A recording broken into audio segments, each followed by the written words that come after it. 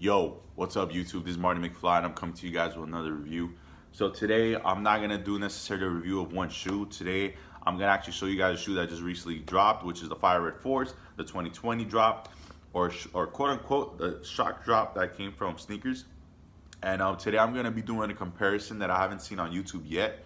So I hope you guys appreciate it. I'm definitely gonna try to put as much details on it right now, so you guys can see the biggest difference from the 2006 pair, from the 2012 pair, and then the 2020 pair.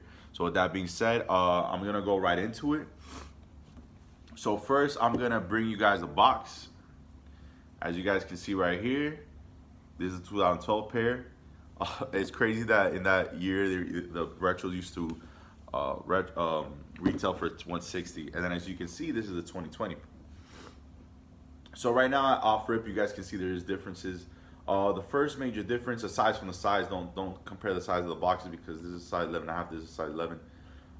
As you can see, is that Nike Air versus the Jumpman Jordan right here. So you guys can see Nike Air, the Jumpman, the labels as well. They used to come with the red labels whenever it was a red 4. And then you guys can see that the label on the 2020 pair is actually black. So yeah, and then you guys can see the other difference is the holes. Instead of the Nike one, instead of having the hole on the side, now they put it right here in the bottom, which I don't know why they did that, but I guess so.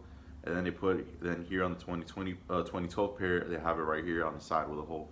Another difference that I personally don't like on the new one, I'm first gonna show the 2012 pair so you guys can see what I mean. The 2012 pair actually stayed true to the OGs, which is that they used to come, with the trash bag paper.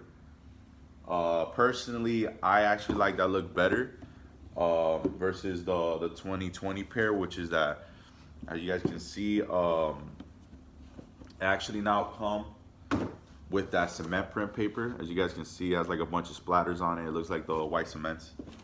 I personally am not a big fan of that. I'm not a really big fan when Jordan Brand adds a lot of paper to shoes, because it just makes it just adds too much, in my opinion. I prefer the OG look, which is the trash bag paper. So guys, we're gonna take this right now to the table so I can finish off the comparison. So what's up guys, I'm back. So here we are at the table. I'm sorry guys, disregard the stuff in the back because this is my kitchen table. So right now I'm gonna show you guys the comparison of all three. So right now I have them at this angle. So at first glance, you guys can see there's not really a huge difference when you see it from this point of view, but there's actually is some differences. There are some differences from each retro. So for you guys to know, this is the order. This is the 2006 pair. This is the 2012 pair. Then this is the 2020. So let's start first off with the tongues. So as you guys can see, this tongue right here from the 2006 pair. As you guys can see, they actually used to have the Jumpman patch with the white leather, and then the red inner lining poking out, and they did the same thing with 2012 pair. But when it comes to 2020 pair, they did exactly what they did with the new retro 3s this year, which is that they folded them in like the OGs. I'm just gonna be completely real with you guys. I don't mind it on the 3s, and I understand that that's how they used to do it with the OGs, but I'm not a big fan of it on the 4s. That's just my opinion, because I feel like the padding that they put, with the folding in the leather, then the padding in the back of it, I just feel like when I had put them on my foot to try them on, I just feel like it's just too much cushion, in my opinion. I know that's kind of crazy to complain about, but I just don't like it, because I've always have been a big fan of like the Jordan 4 tongues being like nice, slim, and not having a whole lot of padding, because it just makes it easier to wear with jeans, and it just I feel like it just molds around your ankle or your foot like better. And so honestly, I'm gonna just be real with you guys. As far as like all these go, I just prefer the two last retros versus the two earlier retros versus the last one, because again, I'm just not a big fan of the tongue like that. I mean, it doesn't look bad. I'm not a big fan of it. So now I'm gonna do another view. All right guys, so look, as you guys can see, this is right here is gonna be the 2020 pair. This is gonna be the 2012, and then this is gonna be the 2006 pair. So I'm gonna just start off right now with the 2006 pair. So from first glance, as you guys can see, There is a difference when you look at the sides from all three pairs, and actually the biggest difference is actually on the 2006 pair, which you guys are probably not gonna be able to see here in the video, which is the netting. So you guys can see the netting right here, compared to the 2012 pair, then versus obviously the 2020 pair. The 2006 pair actually has like this light gray tint to it. You guys probably won't be able to catch it unless you actually have a pair in hand. But this netting right here is actually a little bit lightly tinted with gray. Then when they went to the 2012 pair is actually white, and then obviously the 2020 pair is really white. And as you can see, another major difference when you guys put them together is actually that the 2020 pair actually went back to having the netting angled like the OGs, which is that it goes like down toward the shoe. Like, I don't know if you guys know what I mean, like if that makes sense. But the netting actually is facing properly, which is going down toward the shoe, like toward the toe, versus when they used to do it in 2012. Versus when they used to do it in 2012 and 2006 retros that they actually had the netting angled like going north. I guess that's the best way to put it. So that's just the biggest difference right there. When you look at the sides, another difference is that when you look at the actual paint job, I don't know if you guys are gonna be able to catch this, but if you actually look at the paint job, there's actually a mixture between matted black painting, semi-matted, and then in the white area is actually like a very glossy finish, which is probably what made the shoes crack so much. And then you can see the 2012 pair, they actually matted out all the color, like the black and the white. And then obviously the new retro is actually a little different too. This is the 2020, by the way. As you guys can see, the black paint is actually a little more glossy, and then the white is still matted out. So they kind of did an inverse, I guess you can say, from all the shoes. This one actually kind of mimics more the 2006 pair, but they just flipped it, which is that the white is more glossy, and then the black is matted, and then this one is that the black is actually more glossy and the white is matted. So let's just go to what's already here, which is actually the back tabs, which is what everybody wants to see either way. So as you guys can see, let me put it in a better angle. As you guys can see, the back tabs right there, obviously this one has Nike Air, this one has both of these have Jumpman Jordan on it. And as you guys can see very, very vividly right here in the video, the red on this 2020 pair is very more vibrant, which is what I love, because that's actual fire red. These two right here that had retroed in 2012 and actual 2006, the red is varsity red, which is what kind of sucked about the whole fire red theme of the shoe. They didn't actually put fire red, but this time around they actually did, which is what I love that they fixed on this shoe, and which is awesome. And also another thing that you guys can see that that is so different from the 2006 pair is that right there on the heel, you can actually see that they lasered in Spike Lee, you know, his character from Do the Right Thing, I believe. And so you see that's why this one right here was called the Mars Blackman, because of his character from the movie. And let's go right to the tongues. So again, here goes the tongues, and again, this one's a little tougher to flip because it's actually more thicker. So you guys can see it actually has Air Jordan upside down in black and white. Actually the 2012 pair is different because, as you guys can see, is actually Air Jordan, but it's gonna be in white and red. I hope you guys can see that.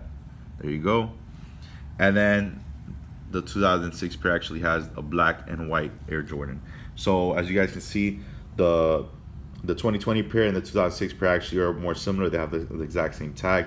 They changed it up on the 2012 pair. They made it white and red instead. I don't know why they did that, but they did that. So let's look at inside.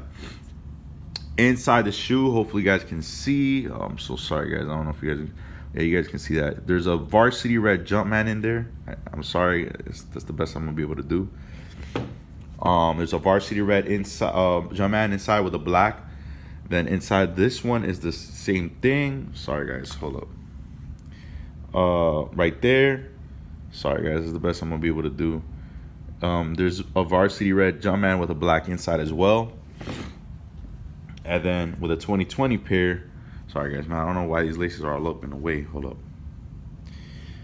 As you guys can see, there is a Nike Air inside red, fire red, with a black insole.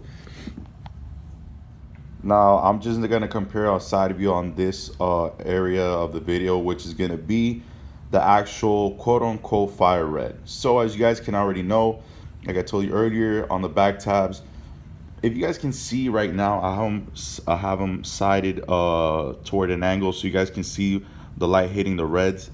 As you guys, hopefully you guys can see it, but this one right here, the fire red that is on this shoe, is actually true fire red, because this one, as you can see, is a very vibrant, very true to the OG type of red that when they were using it on the older retros, this is what fire red would look like. As you guys can tell, those look more dull and they're actually more of a toned down red, which is why hence they're called varsity red. So with that being said, I truly appreciate the red that they used on the new 4s, because I personally think it looks way better and it looks authentic, or should I say it looks more true to the originals. And I like it. It just looks like a cherry red and it's really awesome. And yeah, and so another thing that I want to actually give you guys a look of is actually the shapes. So I'm gonna just put this to the side. I'm gonna just right now just compare the 2006 versus the 2020. So you guys can see the shape. The shape is not that off. Like, I mean, I feel like all 4s look kind of the same, but these do have more of a build of the OGs, which is that they look more higher and they look like a more, like, I guess you guys can say more like a bulkier version of the 4s, which I really do love. And I guess if you have to compare which ones look better, I will have to say that I slightly take over the OG look versus the earlier 2 retros. And then here's a 2012 pair, as I can see, has a nice profile to it. So yeah, I mean, personally, like I said, it's pretty much, you know, like a green apple to like a red apple. It's still an apple and it tastes good. So, you know, no matter which one you decide to pick up, whether you stay with your older retros or you go to the new ones, it's still gonna be a good look, I believe. And I don't know, I guess the last thing to compare is actually the soles. So I'm gonna come back.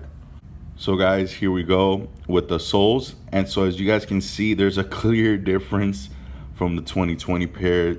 And like I said, this is 2012, this is the 2006. So you guys can see there is a clear difference in red. Again, that being the real fire red and those being varsity red. And obviously the Jumpmans on the earlier retros versus the latest retro having the Nike Air. So another thing I actually want to show you guys, which is very evident on all retros, is actually the stars. So as you guys can see, the 2006, the stars were very, very faint. And again, these are dead stock, so just because they look faded doesn't mean they have worn, because it didn't. That's just how the stars used to be. They used to be very smaller and very faded, kind of. Now, when they went to the 2012 release, they actually really enhanced the stars, so it's a huge difference, you guys can see. And they went with more prominent stars. And then when they went to the 2020 pair, they made sure that they added a little more and put a little more oomph to those stars. As you guys can see, me comparing the last to the earlier retro. And then let me pan out so you guys can see the difference between all 3 stars. And again, I don't really have to show you the difference between Nike Air and the Jumpman. It's the same thing.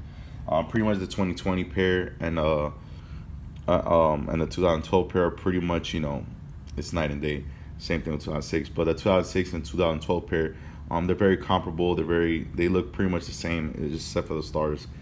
So they pretty much kept it. Jordan Brand pretty much kept it all color blocking, all true to itself.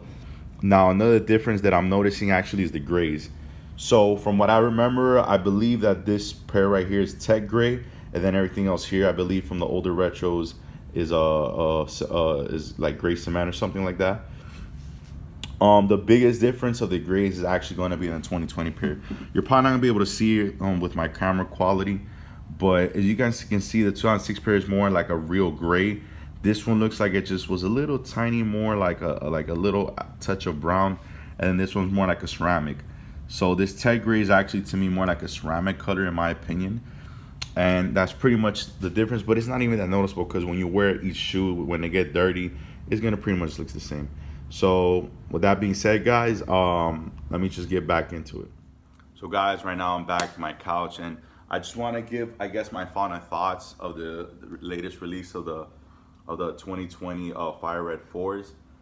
And look, I didn't really come here to make a review on these shoes, but what I will say is that I'm kind of a little disappointed in these early release pairs.